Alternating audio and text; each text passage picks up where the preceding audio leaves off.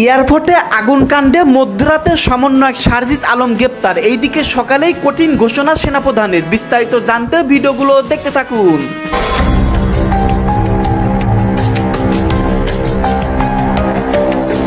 আমাদের দেশের ভিতরে ঢুকে আমাকে ধ্বংস করতেছে, আমাদের প্রতিশোধ আছে। ইউনূস বাংলাদেশে আসে আমাদেরকে প্রতিশোধ নেওয়ার জন্য। 14 অক্টোবর, 16 অক্টোবর, এরপর 18 অক্টোবর, মাত্র 5 দিনের ব্যবধানে দেশের 3টি গুরুত্বপূর্ণ অর্থনৈতিক এবং রপ্তানি নির্ভর নিরাপত্তা অবকাঠামোতে ভয়াবহ অগ্নিকাণ্ডের ঘটনা ঘটেছে। এই সরকার যারা আছেন ক্ষমতায় তারা দেশটা জ্বালাই দিচ্ছেন। আবার অপরদিকে সরকারের পক্ষ থেকে কোনো বিবৃতি না আসলেও সরকারের খুব কাছের ঘনিষ্ঠ যে মিত্ররা, এনসিপি, তারা এই ঘটনায় সিপি নেতা শারজিস আলম বলছেন যে এই ঘটনা আওয়ামী লীগ ঘটিয়েছে।